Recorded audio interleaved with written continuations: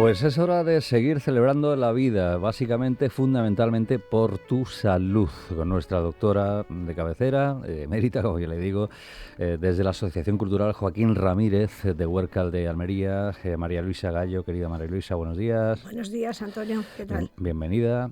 Gracias. Una semana más y una semana especial, puesto que cada 4 de febrero, y coincide, conmemoramos el Día Mundial contra el Cáncer. Cifras, datos a nivel general. Cada año pierde la vida 10 millones de personas en todo el mundo debido a algún tipo de cáncer. Más del 40% de las muertes están asociadas a factores de riesgo modificables y serían evitables. Casi un tercio de todas las muertes podrían evitarse con un screening, detección precoz y tratamiento. El 70% de las muertes ocurren en países de ingresos bajos o medianos. El coste económico de esta enfermedad es elevadísimo. Y un dato más, un tercio de los cánceres pueden ser curados si son detectados a tiempo y tratados correctamente.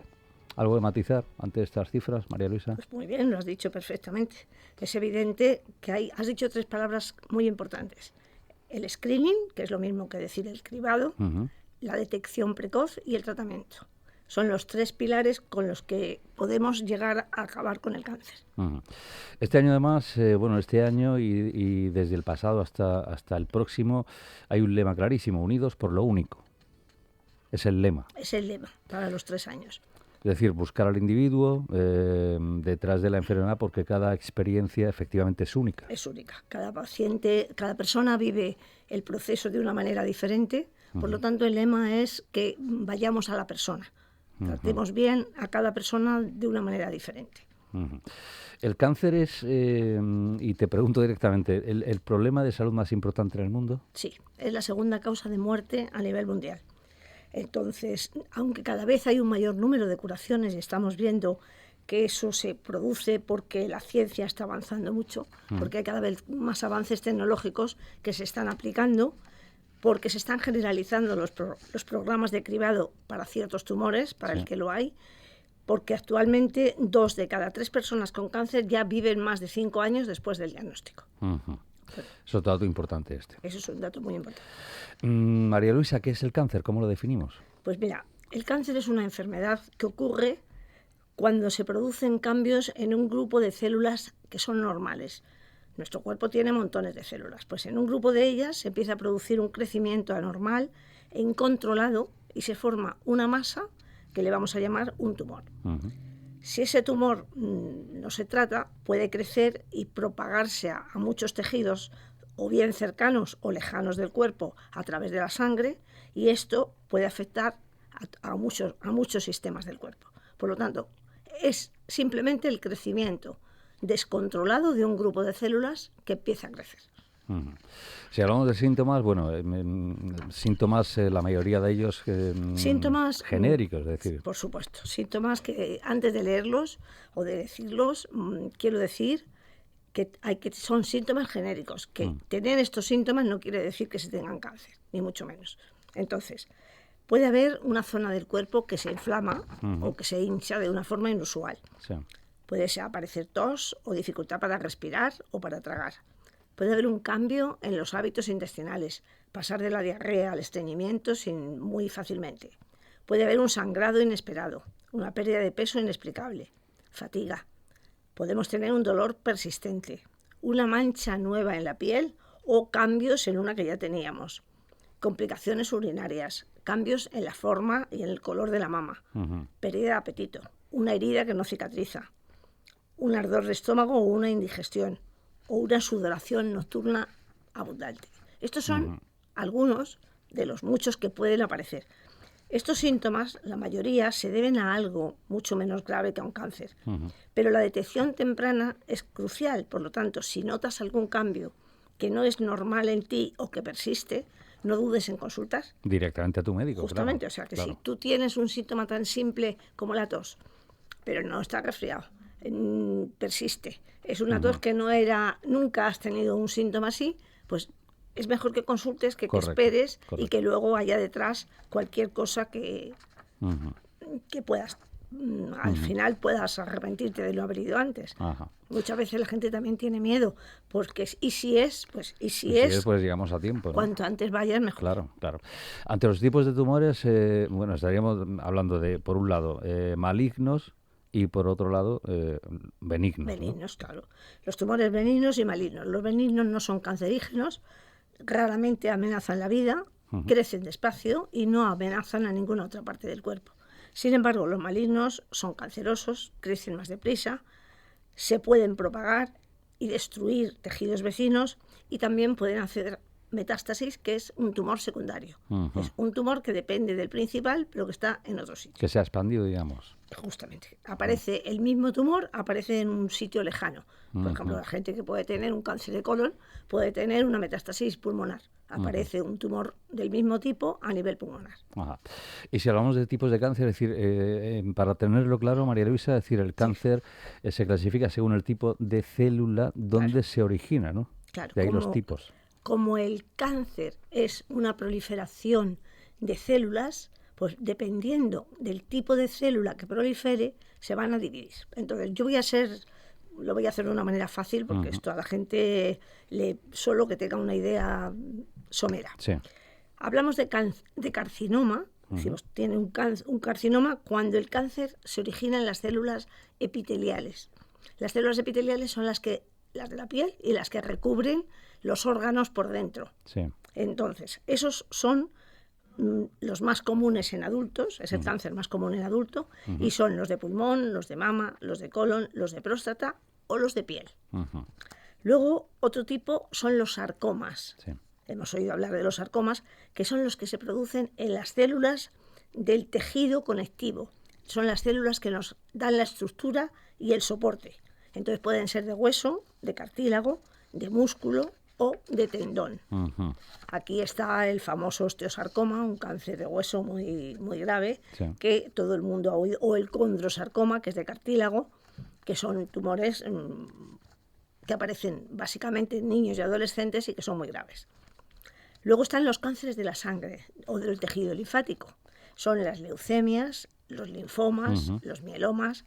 La leucemia es un cáncer que prolifera en los leucocitos, y que son células que crecen sin control.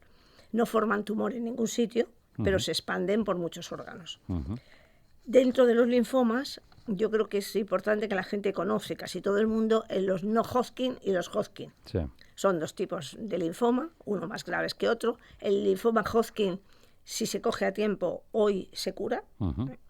Luego, en este tipo también está el mieloma múltiple. Y luego otro tipo son los cánceres del sistema nervioso y del sistema nervioso central, que son los que se originan en las neuronas, en las células básicas de nuestro cerebro.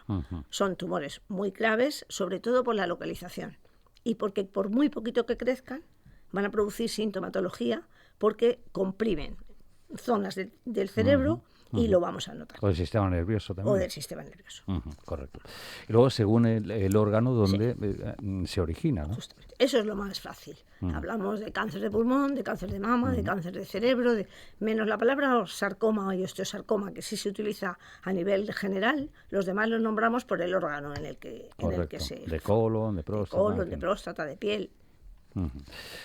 Algunas indicaciones y a través de un código europeo, es decir, del Código Europeo contra el Cáncer, en algunas obviamente insistimos a menudo, ¿no? En indicaciones de cara pues a prevenir, ¿no?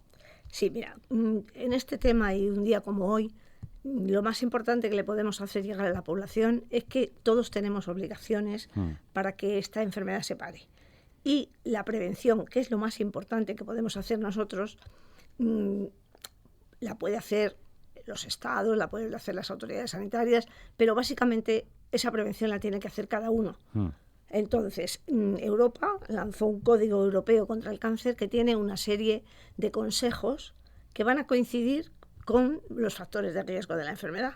Y esos consejos, que son 12, básicamente son no fumar, ni usar ningún tipo de tabaco. De verdad, el vapeo tiene los mismos efectos secundarios que el tabaco. Perjudica exactamente igual. Perjudica exactamente igual. Entonces, por favor, no vamos a decir, es que me estoy quitando y estoy vapeando. No, el tabaco además es la causa que si la quitamos es la causa más importante de prevención, porque es la causa básica del cáncer de pulmón. Evitar también el humo pasivo, o sea, no es solo fumar, sino evitar el humo pasivo. Guardar un peso corporal saludable. Fomentar la actividad física. Tener una dieta saludable. Limitar el consumo de alcohol. Evitar la exposición excesiva a los rayos ultravioletas. Evitar los agentes que causan cáncer en el puesto de trabajo. Evitar la exposición a altos niveles de radón. Promover la lactancia y limitar el uso de terapia sustitutiva en la menopausia. Vacunar a los bebés contra la hepatitis B y a las niñas, bueno, ya también a los niños, porque ya se le pone la vacuna contra el virus del papiloma humano. Y la última recomendación es participar en todos los programas de cribado que están en marcha, que son el de intestino, el de mama y el de cuello uterino. Ajá, correcto. En cuanto, bueno, tú nos decías ahora, a los programas, obviamente, que la Administración ha de poner en marcha, bueno, aquí se incluyen programas de vacunación, insistir una vez más, de cribado, detección precoz, prohibir el asbesto, promover campañas de salud. Escuelas me parece fundamental también, es decir, educar en torno a factores de riesgo, promover una buena nutrición ya desde la base, de los más pequeñitos, ¿no? Sí. Y habría, pues, otros, obviamente, proveedores de atención médica deben garantizar también programas de detección accesibles. Las empresas aplicar políticas para prevenir la exposición de los trabajadores a agentes cancerígenos. La comunidad debe desarrollar entornos, obviamente, que apoyen a la salud y el bienestar. Por supuesto. Todo eso serían lo que habría que hacer para hacer una buena prevención. Correcto. ¿Se hace? La siguiente cuestión es si se hace.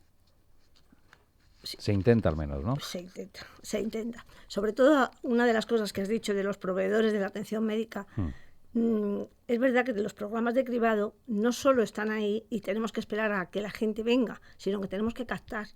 Hay que ir activamente hacia la población, porque hay población, por ejemplo, con el del colon, que se está haciendo el cribado desde hace unos años. Pues hay que insistir, hay que buscar a la gente, porque es muy importante que la gente acuda a los programas de cribado. Entonces, eso es algo que deben de hacer los proveedores. Y luego, por supuesto, el gobierno tiene que facilitar esas campañas de vacunación y hacerlas accesibles a toda la población, a la que vive lejos, a la que vive cerca, a la que tiene un cierto nivel cultural que se vacuna. O bueno, ahora no, ahora parece que hay una no vacunación generalizada. Pero vamos, hay que intentar ir a por toda la población. Correcto. Que suba, ¿no? Esa cultura de vacunación, por llamarlo así. Sí, que mira lo que ha pasado con el sarampión. Sarampión estaba fuera de nuestra lista de enfermedades en España y ha vuelto a aparecer. Sí, ya está aquí. Y es por la gente que no ha vacunado a sus hijos. Correcto. Bueno, elementos claves fundamentales. La detección precoz. Que es distinto, la detección precoz es distinto del cribado. La detección precoz es que cuando tú tienes un síntoma o vas al médico por lo que sea, se detecte la enfermedad lo antes posible. El cribado es sobre sanos, sobre gente que no tiene ningún síntoma. Entonces, si se hace la detección precoz, se van a aumentar muchísimo las tasas de supervivencia. Está muy estudiado en el cáncer de mama. Un cáncer de mama en una etapa muy temprana sobrevive el 99% de las mujeres. Sin embargo, en una etapa tardía no sobreviven más del 27%. Entonces, la OMS nos dice que la detección precoz combina el diagnóstico temprano, que son con síntomas, y el cribado en la población asintomática. Correcto. Y en cuanto a cribados ya nos decía, es decir, por ejemplo, para el cáncer de mama se establece a partir de una edad, ¿no? Sí, los cribados se establecen, eso no quiere decir que no haya cáncer antes o después, pero como no se puede hacer el cribado a toda la población, porque no se debe.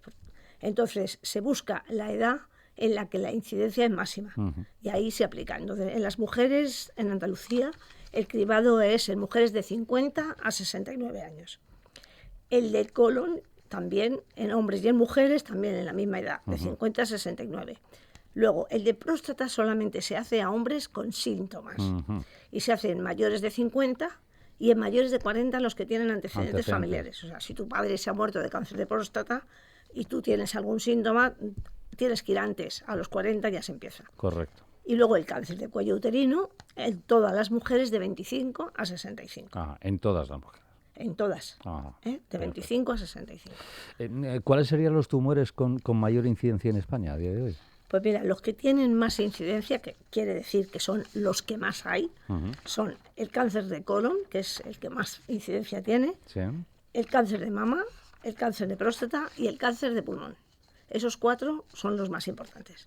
El cáncer de colon es el más frecuente en la población general. Al hablar de población general, digo hombres y mujeres. Mujeres, claro. Tiene muchas posibilidades de detección precoz y muchas posibilidades de prevención. Entonces, hay 41.000 casos nuevos cada año. Y los factores de riesgo de este cáncer son el sobrepeso y la obesidad, el alcohol, el tabaco, el sedentarismo, la historia de tener pólipos, familias que todos tienen una poliposis familiar que se deben de controlar, la diabetes y las enfermedades inflamatorias intestinales. ¿Tiene cribado? Sí, tiene un cribado facilísimo, que es la sangre oculta en heces. Ajá. Es facilísimo, se le está haciendo llegar a la población una carta a su casa para que coja un poquito de caca en un tubo, la lleve al centro de salud, el centro de salud la manda al laboratorio y si sale positiva a la prueba de sangre te hacen una colonoscopia. Por lo tanto, que no se asuste la gente porque no todo el mundo que tiene sangre en heces luego va a tener un cáncer. Correcto. Ni mucho menos.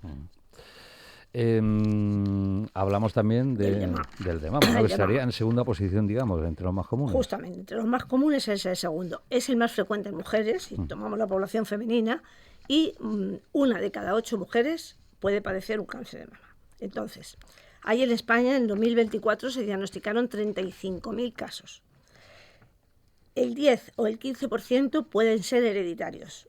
Puede haber un gen familiar, pero ahora normalmente cuando una mujer tiene un cáncer de mama se estudia, se hace un mapa genético y ya lo sabe, o sea, ya su familia puede estar mucho más atenta. Su incidencia ha aumentado muchísimo, y está relacionada con la edad, vivimos más tiempo, con la raza, es mucho más frecuente la raza blanca que la raza asiática. Por ejemplo, las mujeres asiáticas no tienen casi ningún cáncer de mama. En la historia familiar también depende de la densidad del tejido mamario. Mujeres que tienen una mama muy densa, que tienen una cosa que se llama una mastopatía. Sí. Más densidad, más cuanto más riesgo. denso, más riesgo. Claro. También a los factores hormonales, que son el tiempo que una mujer está expuesta a los estrógenos, que es su vida reproductiva. Entonces, mujeres que tienen la menarquia, la primera regla, muy jóvenes y la menopausia muy tarde, esas mujeres tienen más riesgo porque están más años expuestas a la influencia de los estrógenos. La vida reproductiva, no tener hijos, aumenta el riesgo casi en 1,5 veces que en una mujer que tiene hijos. Y cuanto más temprano sea el embarazo, menor es el riesgo. Ajá. Y la lactancia también es un factor de protección. Un tratamiento hormonal incrementa el riesgo. Ya no se hace. Hubo una época que se hacía muchísimo en la menopausia, ya hay que sopesar los riesgos y lo se hace. Luego hay factores dietéticos que protegen, como está el consumo de soja o el consumo de legumbres. Las legumbres son un factor de protección. Sin embargo, el consumo de grasa saturada y la obesidad lo aumentan. El ejercicio físico es protector, el alcohol, el tabaco y la deficiencia de vitamina D aumentan el riesgo y luego, por supuesto, las radiaciones ionizantes son un factor de riesgo. Ajá. El cáncer de próstata. Antes de pasar al de próstata, voy a decir un momentito lo del cribado de mama. Ah, sí. Perfecto. Mira, es que es muy importante, importantísimo. Se cita a las mujeres por padrón. Sí. El centro de salud recibe el padrón de las mujeres, las busca por edad y les manda una carta. ¿Qué pasa? Hay muchísimas mujeres que han cambiado de domicilio y no recibe la carta. Normalmente se las busca, pero eso también depende del tiempo que se tenga. Por lo tanto, si una mujer entre 50 y 69 años, por lo que sea, no ha recibido la carta para ir a hacerse el cribado de mama, que vaya a su centro de salud, que le van a dar un número de teléfono para que le manden una cita. Correcto. Vale. Pues importantísimo esto que acabas de comentar. Vale. En estos tiempos más importantes sí cabe. Sí. Ahora sí, cáncer de próstata. El cáncer de próstata es el tumor más frecuente en varones por encima de los 50, en ese grupo de edad. Los factores de riesgo, pues por supuesto, son la edad, la raza y la historia familiar. En 2024 se diagnosticaron 34.683 cánceres de próstata.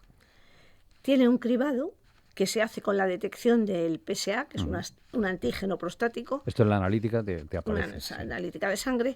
Y el tacto rectal en varones. Y se hace el cribado a mayores de 50 con síntomas y en mayores de 40 si tienen antecedentes familiares. Si hay una historia ya, digamos, vinculada, ¿no? Sí. Los hombres son muy reacios a que se hagan el análisis, no, pero al tacto rectal muchísimo. Sí. Y doy fe. por eso, que tienen que vencer ese pequeño escollo, porque es muy importante, porque el PSA es mucho más importante para el control y el seguimiento de un paciente que ya está diagnosticado que para el diagnóstico. Hay mucha gente con PSA bajo que desarrolla un cáncer de próstata, pero si ya lo acompañas del tacto rectal o de una ecografía ya es más seguro. Más completo, más claro. completo. El cáncer de pulmón estaría en el cuarto, sería el cuarto más frecuente, ¿no? En población global y el tercero en mujeres. Es la primera causa de muerte por cáncer en España.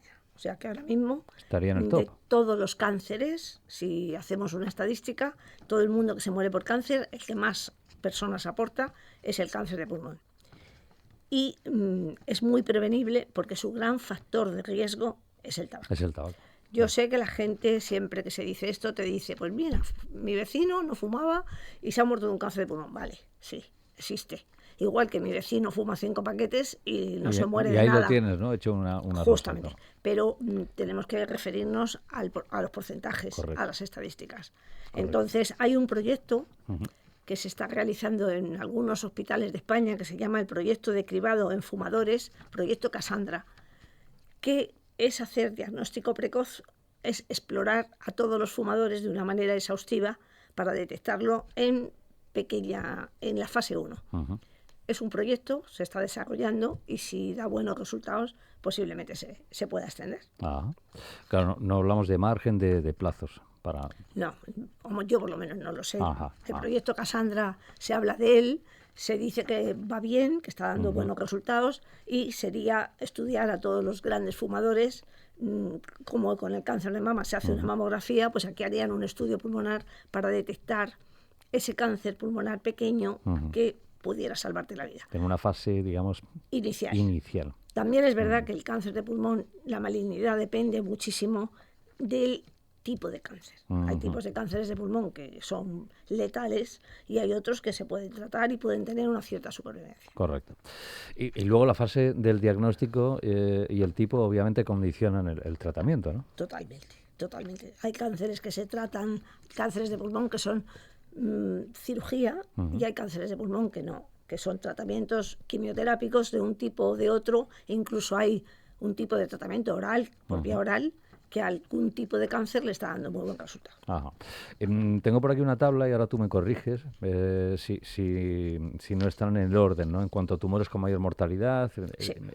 Ya de hecho nos has comentado, ¿no? El primero sería el de pulmón. El segundo sería el colorectal y el tercero sería el de páncreas. El de páncreas. El cuarto el de mama y el quinto el de próstata. En cuanto a tumores con mayor incidencia en hombres, el de próstata estaría en el top, ¿no? Estaría el primero, luego estaría el colorectal, luego el de pulmón y luego el cáncer de vejiga. El cáncer de vejiga es el quinto tumor más frecuente y en 2024 hubo 17.000 hombres y 4.000 mujeres, o sea que aparece predominantemente en el sexo masculino. En este tumor el principal factor de riesgo de nuevo es el tabaco. El tabaco. Correcto. Y de hecho ya los hombres que tienen cáncer de vejiga lo saben y casi siempre coincide con un gran fumador. Por si algún escuchante todavía se pregunta, ¿y cómo lo prevengo? Pues la primera prevención fundamental es si fumas, deja de fumar. Justamente. Básicamente, ¿no? Eso es la prevención primaria. Y luego, si cualquier varón tiene un proceso de hematuria, es decir, tiene sangre en orina, que vaya al médico. Porque no hay puede ser por una infección, puede ser por cualquier cosa más, pero siempre que una persona tiene una hematuria hay que descartar que tenga un cáncer de vejiga. En este no hay cribado, ¿no? No hay cribado. En el de vejiga. Simplemente se puede diagnosticar, se puede diagnosticar por una citología de las células de la orina, por una ecografía, por un TAC o bien por una cistoscopia. Pero lo más importante que la población tiene que saber es que si tiene un sangrado por orina, tiene que ir al médico, tiene que consultar y hay que estudiarlo. Ah, perfecto. Y en cuanto a tumores con mayor incidencia en mujeres, el de mama obviamente sería el primero. Y después, bueno, El colorectal y el de pulmón, que coinciden con el hombre exactamente igual. uh-huh. Y por último, el de útero. Correcto. Claro, Correcto. Fíjate, ahora una parte, si quieres, emocional, psicológica, es decir, que te voy a lanzar, tú eres experta también a lo largo de toda tu trayectoria, ¿no? ¿Cómo hablar, cómo dirigirte a alguien que tiene ya un diagnóstico, que tiene cáncer? Que tiene cáncer. Bueno, antes de eso, se me ha olvidado decirte una cosa y la voy a decir. Sí. El cáncer de cuello uterino es hacerse una citología, cosa tan sencilla. Así de fácil. Así de fácil. Se le hace a todas las mujeres entre 25 y 65 años uh-huh. y se hace en tu centro de salud. Entonces, si no te llaman, porque bueno, es difícil, ten en cuenta de 25 a 65 el montón de mujeres que hay, pero que si no te llaman, una de las muchas veces que va al médico, tú la puedes pedir. Yo no me he hecho nunca una citología o uh-huh. yo no estoy metida en el programa, y luego ya cada 2 años te van a ir llamando. Entonces, algo tan sencillo como cogerte con un bastoncito una muestra del cuello uh-huh. puede prevenir un cáncer de cuello uterino de una forma facilísima. Bueno. Correcto. Y ahora, lo dicho, es decir, desde el punto de vista, si quieres, emocional, psicológico, es decir, ¿cómo hemos de hablar con alguien que tiene cáncer? Pues mira, lo primero yo creo que es que hay que escuchar. Uh-huh. Somos muy dados, todos los profesionales y los que no, cuando alguien tiene algo a contarle una batalla, o a mi primo le pasó, y no escuchamos o no dejamos hablar a la persona. Los silencios son importantísimos porque la gente tampoco empieza a hablar de entrada. A lo mejor se calla. Entonces hay que escuchar para que la persona exprese lo que quiera y para que tú tienes que saber que no siempre hay que hablar, que muchas veces es más importante tu silencio que lo que tú digas. Hay que transmitirle a esa persona que los tiene ahí, que estamos disponibles, que le mostramos interés, que le ofrecemos nuestro apoyo, nunca quitarle importancia. Yo creo que lo hemos hecho todos y ahora ya se hace menos. Alguien tiene algo, no te preocupes, esto se te quita, esto se cura, si en nada estás hecho un mozo. Yo me imagino lo que tiene que sentir alguien que tiene un proceso de este tipo, que alguien venga a verte y te diga, uy, qué bien te veo, si en nada estás corriendo por ahí. No digas nada, cállate, o espera que él diga algo para tú expresar tu opinión. Ajá. No le cuentes, ya lo he dicho, entre historias de otras personas similares que lo han tenido, porque cada persona es única y porque no te apetece oír la historia que le pasó a... Correcto. Hay que respetar la privacidad del enfermo. Si alguien te cuenta que tiene un diagnóstico de cáncer, no lo cuentes, ya se lo contará él a quien quiera, porque tiene que saberlo todo el mundo.